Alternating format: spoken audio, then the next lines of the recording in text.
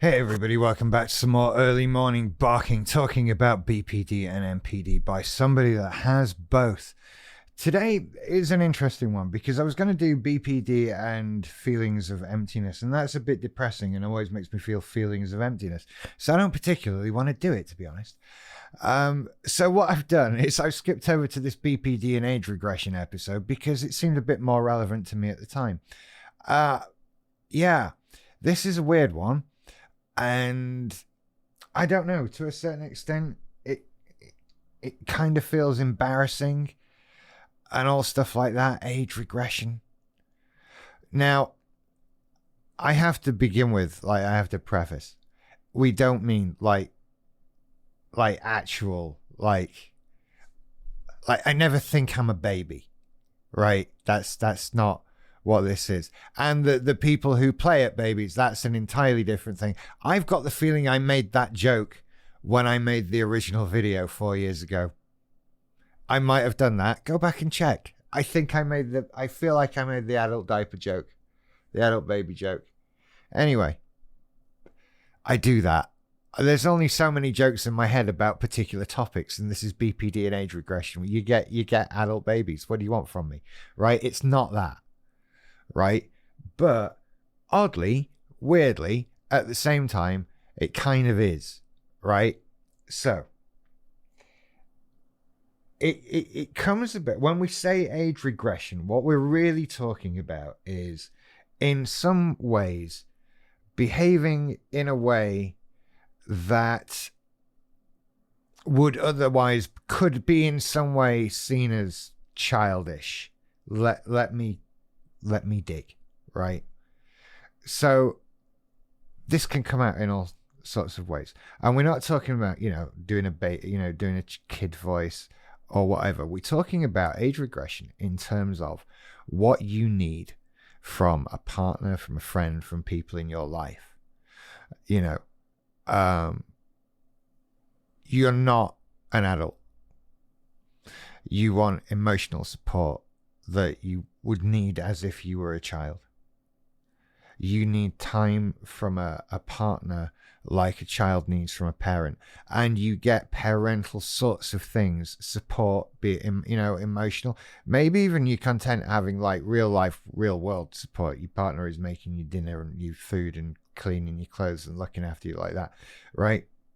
But what we're talking about is basically this phenomenon of just not being an adult, not being a grown-up, and needing that support, and then panic coming when that support isn't, turmoil, crying, tantruming is part of the whole age regression stuff, right? Behaving like you're a child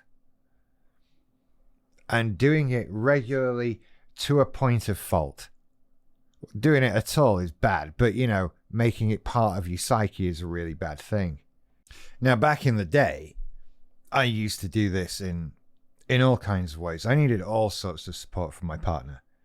Most of it, like emotional, because this is the thing. It's one of those ones that comes out because we're going through a lot, right? And I was going through a lot back in the day. I was, there was suicidal ideation and probably some depression thrown in on top of the rest of BPD. And just all of the bad feeling that, the worst I'd ever been. And I need, just constant almost supervision. I wouldn't remember to eat. I wouldn't go to bed. I was like an unruly 3-year-old, but in adult form, with adult problems and adult ways of expressing those badly. And that's an explosive combination, to say the least. And most recently, this feeling has shown itself in the sort of fear of abandonment in the favorite person arena. Today, the reason why I've skipped onto this topic is that today's YouTube video is aimed to be about favorite person stuff, because, oh my God, have I fallen into some favorite person stuff. I had no idea and it has just hit me like a ton of bricks. But with part of that, with being with having a favorite person that you're scared to be missing, scared to be away from, some of the age regression qualities come out, and I've been sort of hanging on to this person, like physically, like the image of dad's trying to leave for work, but the little toddler is wrapped around his leg, trying to stop dad going, and he's trying to walk out the house and dragging his leg behind him with the kid sat on it. Like, I've been like that. And I'm a 45-year-old man, for goodness sake. Right? That's just ridiculous. And I've had to catch myself doing it. And it's that fine line between, because it's been a very anxious sort of 10 days for me. And that fine line between realizing I'm not hugging this person, I'm clinging on to them.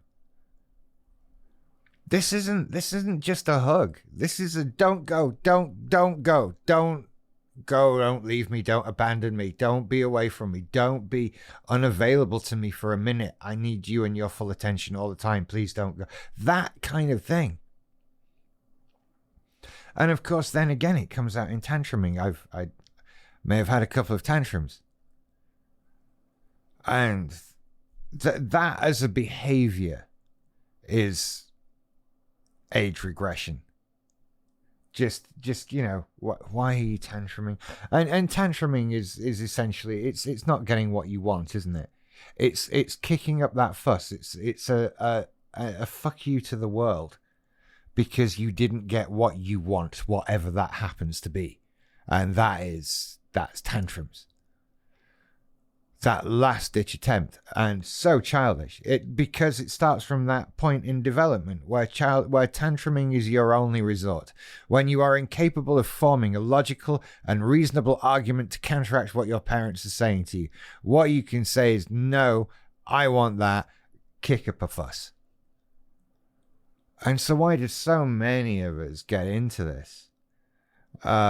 It's because childishness, childhood, and BPD, right? We're missing something from back there. We're missing the comfort of back there potentially, or perhaps when we were back there, we never had that comfort and we crave it now. We crave parenting. We crave looking after, which is draining for others. We're not their responsibility, right? They're adults in the world, and they don't want someone they have to look after like a child, unless they want a child. And if they want a child, they're not looking for you, are they? They have children. Unless there are many babies up for adoption listening to this podcast, which I am severely doubtful of. And so, you can't do it. This is another one of those things that brings about that further problem of unstable relationships. This is again why we have unstable relationships, because we can age regress and tantrum and need looking after. It's draining for our partners and our loved ones and our families, and it's embarrassing to us. And for me, back in the day, it worked like a constant reminder that I wasn't well. It was a constant poking of, hey, you're awful. You're doing terribly. Just wanted to let you know. Remember? Why don't you throw a tantrum at something? It was horrible to try and live with that. And it only started to go away. I'm trying to think how it went away. It started to go away through therapy. Through facing up to my own traumas and being strong enough to take on things for myself. Because that's ultimately what point we're aiming to get, right? I don't want to be parented. I'd rather be in a position to do the parenting, ideally of a child. Anyway, so it's one of those, weird ones. You want to get out of it, and it's a case of being strong. There's a case of sort of, I don't know what people really mean when they say reparent yourself. I think it just means, about taking time to acknowledge your feelings and what you need and what you should be giving yourself. I think, you need to focus on what should be coming from your own life. And this is yet another thing that starts to get solved with facing up to that, what is missing, and finding something to do with that. Like finding something to fill it in. You're not complete. You're not strong. You're not happy. BPD and age regression falls by the wayside when you start dealing with other problems. It is a symptom. It is not a marker. It's a symptom, and it's something we do. It is sort of protective, I guess, self-protective. Generally, a protective thing involves shutting down or becoming more aggressive, I suppose. But it's neither of those things. It's just giving up and letting yourself be parented. And it's a trap to fall into. You don't want it, but it's good. You're being looked after. Who doesn't really want to be looked after? Well, to be fair, healthy people. We need to break out of it. And to break out of it, you need to be a complete person. You need to work on you. You need to do your things so that you're strong and emotionally stable, so that you are a person of worth and of value to you. That's the important part. You need to feel it. You need to be doing it. You're the only one that really matters in this particular case. You're trying to be a good person for you. You're trying to be the person you want to be for you, because it's the person you want to be. And that person doesn't need that support. Look, you can have emotional support in your life. You need emotional support in your life. I certainly do. We all do. Right? That's why we have partners and loved ones and families and this sort of thing. We crave closeness and emotional support and feeling. But at the same time, we understand that a lot of that needs to come from within too. We need to love ourselves. We need to take time for ourselves and have people in our lives, not a person in our life.